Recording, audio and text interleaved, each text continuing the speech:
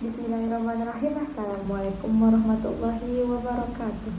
Selamat pagi dan salam sejahtera untuk kita semua. Pertama-tama yang saya hormati Bapak Dr. Sudi Prayitno MSI sebagai dosen pengampu mata kuliah ini. Dan yang kedua yang saya banggakan teman-teman saya yang sudah hadir pada pagi hari ini. Dan yang ketiga yang saya banggakan yaitu teman-teman kelompok saya yang sudah menyelesaikan tugas video kali ini. Kami dari kelompok 4 ingin mempresentasikan mengenai materi tentang Student Team Achievement Division. Sebelum kami akan melakukan presentasi kelompok kami, maka izinkan saya untuk memperkenalkan anggota kelompok kami. Yang pertama ada Irna Oktavia Mutmainah dengan NIM I1R021068, ada Lulu Lutfianti dengan NIM I1R021079, ada Noval Dafa Al-Amin dengan NIM I1R021086, dan ada Rima Janurianti dengan NIM I1R021096. Untuk pembagian materinya, yang pertama ada pemateri pertama saya sendiri, pemateri kedua ada Irna Oktavia, dan pemateri ketiga ada Rima Janurianti, dan pemateri yang terakhir ada Noval Dafa Al-Amin.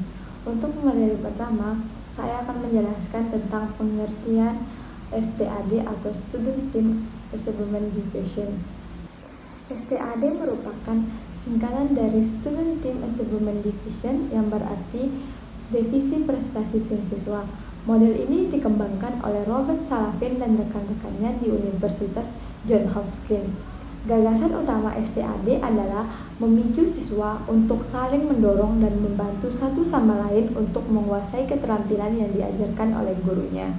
Dapat disimpulkan bahwa STAD merupakan model pembelajaran kooperatif yang memicu kerjasama siswa melalui belajar dalam kelompok yang anggotanya beragam, baik kemampuan akademik maupun latar belakang etnis dan sebagainya, agar tercipta keadaan saling mendorong dan saling membantu satu sama lain dalam suasana sosial yang beragam untuk meningkatkan kemampuan yang sedang dipelajari. Baik, di sini saya akan menjelaskan mengenai pengertian menurut para ahli. Yang pertama adalah Robert Salavin. Salavin mengungkapkan bahwa model pembelajaran STAD ini adalah strategi pembelajaran yang dilakukan oleh guru untuk menciptakan suatu tim yang berkemampuan majemuk, berlatih untuk mempelajari konsep dan keahlian secara bersama-sama. Yang kedua adalah Rusman. Rusman mengungkapkan bahwa model pembelajaran ini adalah model di mana pembelajarannya siswa dibagi menjadi beberapa kelompok yang beranggotakan 4 hingga 5 orang yang mempunyai keragaman dalam kemampuan, jenis kelamin hingga sukunya. Yang ketiga adalah menurut Anas. Anas mengungkapkan bahwa model pembelajaran kooperatif tipe STAD ini adalah pembelajaran yang terdiri dari 5 komponen utama. Yang pertama yaitu penyajian kelas, yang kedua adalah belajar dalam kelompok, yang ketiga adalah pengertian kuis, yang keempat adalah skor pengembangan, dan yang kelima adalah penghargaan dalam kelompok. Keempat adalah menurut Trianto. Trianto mengungkapkan bahwa STAD ini adalah model pembelajaran kooperatif, salah satu model pembelajaran kooperatif yang menggunakan kelompok-kelompok kecil di mana tiap anggotanya itu berjumlah 4 hingga 5 orang siswa atau peserta didik secara heterogen. Baik, di sini saya akan menjelaskan mengenai komponen utama model pembelajaran STAD ini. Menurut Salavin, model pembelajaran STAD ini terdiri dari 5 komponen. Yang pertama yaitu presentasi kelas. Presentasi kelas merupakan penyajian materi yang dilakukan oleh guru secara klasikal melalui presentasi verbal ataupun teks yang fokus terhadap konsep-konsep materi yang akan dibahas. Di sini siswa diharapkan akan menyadari bahwa pentingnya memberikan perhatian penuh terhadap presentasi kelas karena akan membantu mengerjakan kuis-kuis. Setelah penyajian kelas atau penyajian materi, siswa akan bekerja dalam kelompok untuk menuntaskan materi pembelajaran melalui tutorial, kuis, ataupun diskusi. Yang kedua adalah kerja tim. Kerja tim adalah salah satu bagian penting di dalam STAD karena tim atau kelompok harus tercipta suatu kerjasama antar siswa yang memiliki kemampuan yang beragam untuk mencapai kemampuan akademik yang diharapkan. Tim atau kelompok terdiri dari 4 hingga 5 orang yang memprioritaskan heterogenitas siswa dalam prestasi akademik, gender, ras, ataupun etnik. Yang ketiga adalah kuis. Tes individual diberikan kepada siswa setelah melaksanakan 1 atau 2 penyajian kelas dan bekerja serta berlatih dalam kelompok. Di sini siswa harus menyadari bahwa skor yang akan didapatkan akan diakumulasikan ke dalam skor kelompok. Yang keempat adalah skor kemajuan individual. Tes individual diberikan kepada siswa yang berguna untuk memberikan motivasi kepada siswa agar bekerja lebih keras lagi untuk mendapatkan hasil yang lebih baik dari hasil sebelumnya. Skor kemajuan individual ini dihitung melalui perhitungan skor dasar dan skor tes. Yang terakhir atau yang kelima adalah rekognisi tim. Rekognisi tim atau pengakuan kelompok dilakukan melalui memberikan penghargaan kepada kelompok atas usaha yang dilakukan selama proses pembelajaran. Kelompok akan mendapatkan sertifikat atau penghargaan dalam bentuk lain apabila mencapai kriteria tertentu dalam perhitungan skor individual dan skor kelompok. Baik, selanjutnya saya akan menjelaskan terkait sintak atau langkah-langkah dalam model pembelajaran STAT, di mana sebelumnya telah disampaikan terkait dengan prinsip dan juga komponen utama dari model pembelajaran STAT itu sendiri. Di sini sintak atau langkah-langkah model pembelajaran STAT berdasarkan atau menurut Slavin, di antaranya yang pertama atau fase pertama yaitu menyampaikan tujuan dan memberikan motivasi. Di sini guru menyampaikan tujuan pembelajaran yang nantinya akan dicapai dan juga memberikan motivasi kepada siswa. Selanjutnya fase kedua yaitu menyajikan informasi.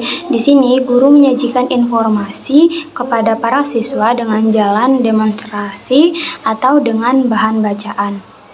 Baik, fase yang ketiga yaitu mengorganisasikan siswa ke dalam kelompok-kelompok belajar. Di sini guru menjelaskan bagaimana caranya membentuk kelompok dan membantu setiap kelompok agar melakukan transisi secara efisien. Fase keempat yaitu membimbing kelompok dalam bekerja dan belajar. Di sini guru membimbing kelompok-kelompok belajar pada saat mereka mengerjakan tugas mereka. Tahap kelima yaitu evaluasi. Di sini guru melakukan evaluasi terhadap hasil belajar terkait dengan materi yang telah disampaikan ataupun dengan melakukan presentasi untuk setiap kelompok. Fase yang terakhir yaitu memberikan penghargaan. Di sini guru dapat memberikan penghargaan atau reward untuk menghargai upaya dan hasil belajar setiap individu atau kelompok. Baik, selanjutnya saya akan menjelaskan terkait simulasi daripada langkah-langkah model pembelajaran STAT. Adapun langkah-langkah dari model pembelajaran STAT itu sendiri yaitu yang pertama, kita misalkan dalam sebuah ruangan terdapat 32 orang siswa, di mana diantaranya 16 orang siswa laki-laki dan 16 orang siswa perempuan. Tahap selanjutnya yaitu tahap persiapan, di mana guru akan menyusun perencanaan perangkat pembelajaran seperti rencana perangkat pembelajaran dan juga membuat lembar kegiatan yang akan digunakan atau yang akan dikerjakan oleh para siswa. Lalu, guru akan mengambil data penelitian yang dapat diambil melalui pretest untuk menentukan skor awal agar guru dapat menganalisis peserta didik yang mana yang dirasa sudah paham, cukup paham, dan kurang paham di dalam kelas. Selanjutnya untuk tahap ketiga, guru akan melaksanakan pembelajaran dengan diawali dengan melakukan doa bersama yang dipimpin oleh ketua kelas dan guru melakukan absensi terhadap siswa-siswa. Baik, di sini guru juga akan menyiapkan peserta didik secara psikis dan fisik untuk mengikuti pembelajaran dengan cara memberi motivasi secara lisan kepada siswa. Untuk tahap keempat, di sini guru akan menyampaikan tujuan pembelajaran dan kecakapan materi yang akan dipelajari. Di sini kita akan mengambil salah satu contoh materi dalam matematika seperti SPLDV. Guru akan menjelaskan materi terkait SPLDV dengan menggunakan 3 metode. Di sini juga guru dapat menganalisis peserta didik apakah sudah mengerti dan paham pada materi tersebut. Guru juga membuka pertanyaan agar peserta didik dapat bertanya bila dirasa kurang jelas terhadap materi yang disampaikan. Pada tahap kelima, di sini guru akan membagikan setiap siswa ke dalam kelompok-kelompok belajar yang beranggotakan 4 hingga 6 siswa secara teknematis. Dalam satu kelompok terdapat siswa yang paham, cukup paham, dan kurang paham secara rata. Hal ini dilakukan agar siswa yang paham dan menjadi ketua kelompoknya dapat membantu timnya dalam mengerjakan lembar kegiatan secara berkelompok. Selanjutnya tahap ke-6, di mana guru akan melakukan pengawasan kepada setiap kelompok selama siswa bekerja dalam kelompok. Sesekali guru akan mendekati kelompok untuk mendengarkan bagaimana anggota kelompok berdiskusi. Setelah peserta didik diberi waktu yang cukup untuk mengerjakan dan berdiskusi secara kelompok, guru dapat menunjuk salah satu peserta didik secara acak dari kelompok tersebut untuk menerangkan dan menjawab pertanyaan di depan kelas. Saat ditunjuk untuk melakukan presentasi di depan kelas, guru memberikan waktu sekitar 2 hingga 5 menit kepada siswa untuk menjelaskan dan menjawab pertanyaan terkait materi yang dibahas, dan guru memperhatikan secara seksama bagaimana kelompok tersebut dapat membantu timnya yang kurang paham dengan baik. Selanjutnya tahap ke-7.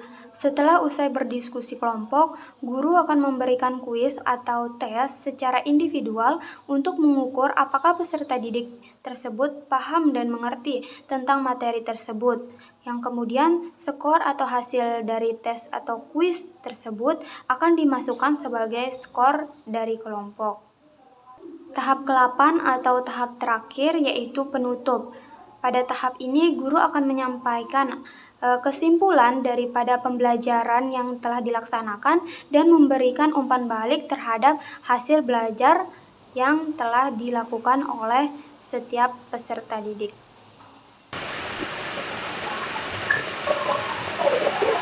Oke, kali ini kita akan membahas tentang kelebihan dan kekurangan model pembelajaran START. Kita mulai dari kelebihan START. Adapun kelebihan dari model pembelajaran kooperatif tipe START, menurut Kurniasi dan Sani pada tahun 2015 halaman 22, antara lain sebagai berikut. Yang pertama, meningkatkan kepercayaan diri dan kecakapan individual. Yang kedua, interaksi sosial terbangun dalam kelompok. Siswa dapat dengan sendirinya belajar ketika bersosialisasi dengan lingkungannya atau rekan kelompoknya. Mengajarkan untuk menghargai orang lain dan saling percaya. Dan terakhir, aktif berperan sebagai tutor sebaya untuk lebih meningkatkan keberhasilan kelompok. Selanjutnya, menurut Slavin pada tahun 2015 halaman 103, kelebihan pembelajaran START adalah sebagai berikut. Yang pertama, setiap siswa memiliki kesempatan untuk memberikan kontribusi yang substansial kepada kelompok dan posisi anggota kelompok. Yang kedua, menggalakkan interaksi secara aktif dan positif sehingga bentuk kerjasama anggota kelompok yang menjadi lebih baik. Yang ketiga, membantu siswa untuk memperoleh hubungan pertemanan lintas ras, suku, agama, gender, dan kemampuan akademis yang lebih banyak dan beragam.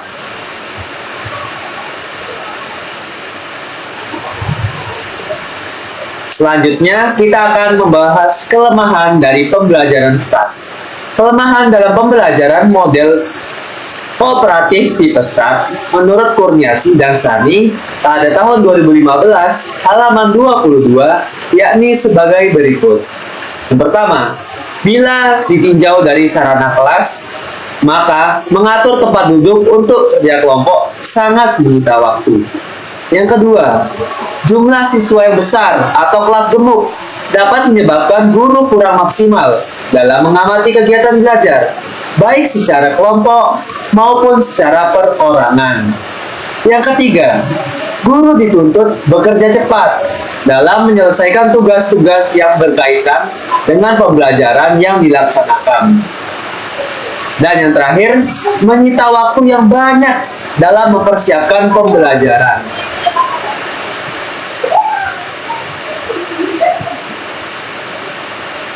Oke, selain itu ada lagi menurut Ibrahim dan kawan-kawan dalam Suherdi dan Rohimah pada tahun 2016 halaman 92 menyebutkan beberapa kekurangan model START, yaitu sebagai berikut. Yang pertama, menyita waktu yang cukup lama seperti yang sudah diungkapkan oleh teori sebelumnya. Yang kedua, siswa yang memiliki tingkat akademik lebih unggul cenderung enggan apabila disatukan dengan temannya yang kurang. Kemudian, siswa yang akademiknya lebih rendah akan merasa minder atau malu ketika disatukan dengan temannya yang pandai. STAD adalah model pembelajaran yang kooperatif yang memicu kerja sama siswa melalui belajar dalam kelompok yang anggotanya beragam, baik itu dalam kemampuan akademik maupun latar belakang etnis dan sebagainya, agar dapat memicu siswa untuk saling tolong-menolong atau mendorong untuk meningkatkan keterampilan yang sedang dijalani. Pembelajaran kooperatif adalah strategi di mana siswa dapat belajar dalam kelompok kecil yang dimana memiliki kemampuan yang berbeda-beda. Pembelajaran ini dapat mengubah dari pembelajaran teacher center menjadi student center. Pada intinya, konsep pembelajaran STAD adalah di mana guru memberikan materi kepada siswa, lalu siswa mendiskusikannya dengan tim, kemudian untuk mengetahui apakah tim tersebut sudah menguasai pelajaran tersebut atau tidak. Model pembelajaran STAD ini memiliki banyak kelebihan untuk mendorong meningkatkan mutu pendidikan itu sendiri. Baik, dengan berakhirnya penyampaian kesimpulan tadi, maka berakhir pula penyampaian materi dari kelompok kami. Kami meminta maaf apabila ada kesalahan kata. Sekian dari kami. Wassalamualaikum warahmatullahi wabarakatuh.